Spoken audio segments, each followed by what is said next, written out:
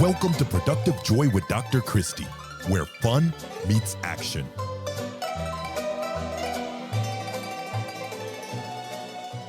Hi, friends. Welcome to Productive Joy, the recap. So this was a week of Karens. I had two fabulous guests this week, both named Karen Agrait and Karen Mayer Cunningham. Both of these ladies were vivacious and exciting and fun and tenacious. I think tenacious is the word I'm going to use. So I need you to go back and re-listen to these episodes. Both of them were, I'm going to use Karen Mayer Cunningham's word, epic.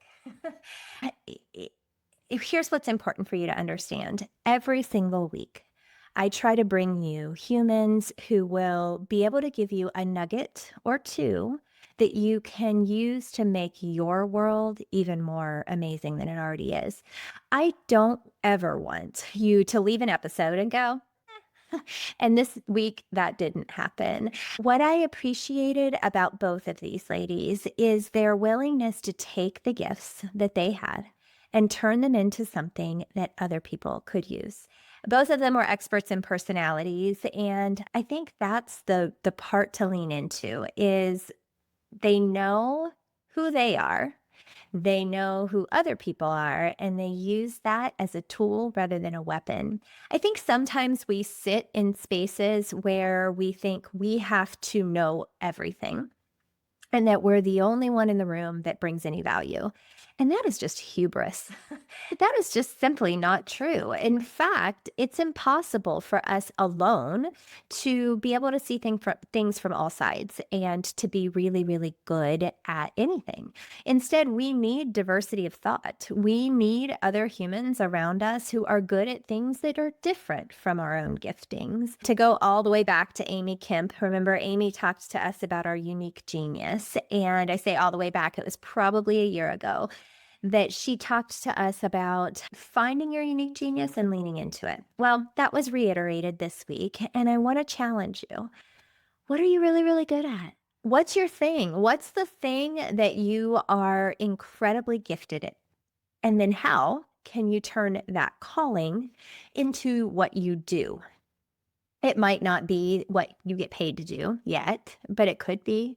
I think sometimes we look at our talents and we think nobody really needs that, or that's not a good enough, or I'm just okay.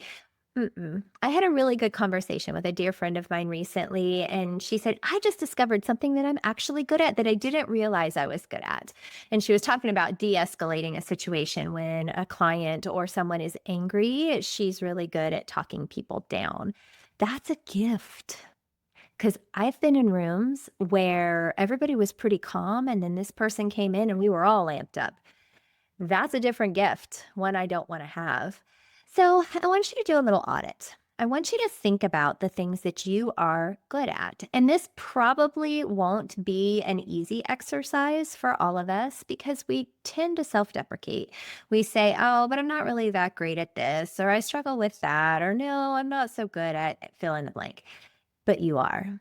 And so I want you to physically write the list. I am a paper pencil person. I constantly have lists everywhere, right? Like I really like to write things down, but maybe you want to put it on your phone or on your computer. I don't care where you put it. I need you to make a list of the things that you are unbelievably gifted at doing.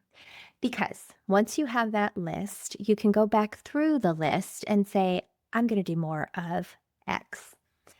It's the end of the year. And it's time to do that self-audit, right? We're about to enter New Year's resolution season. And when we think about New Year's resolutions, that's that time of year that we look at things and go, I think I could do that better or differently. And so I want you to have this list so that when you make your New Year's resolutions, even if that's not a thing you do, when you decide to look at the first quarter of the year and say, here's where I'm going to focus my attention, you know to look for the things that you're actually gifted in. You don't have to be good at everything. Think about my kids sometimes. I have twins. We've heard that, I'm sure, before, Jackson and Chloe, and they are now 24 years old. And still, even though we worked really, really hard to put them in separate classes and name them completely different names and give them their own identities, they compare to one another. And so we recently found a box of things that they had from first grade. And immediately they're both looking at it going, well, he was doing this and I was doing this and I was better at that. And I'm like, whoa, hold on. If you are constantly judging a fish on its ability to climb a tree, it will always feel stupid. So, Chloe's gift was in writing. It still is. She's an excellent writer. And so, in first grade, she was writing phrases like, she said, and then she put quotation marks, that was a delightful dinner in first grade. Jackson is the verbal guy, right? But writing, he's never really loved. Now, he is an excellent writer too. He just doesn't want to have to put the pen to paper. But Chloe's immediately comparing the two, right? And Jackson's going, but no, wait, hold on. I bet you do that to yourself too. I bet you look at things and you go, but he's so good at that and I'm not. Well, guess what? That's not the thing you're meant to be good at. Focus on the things you're meant to be good at and go from there.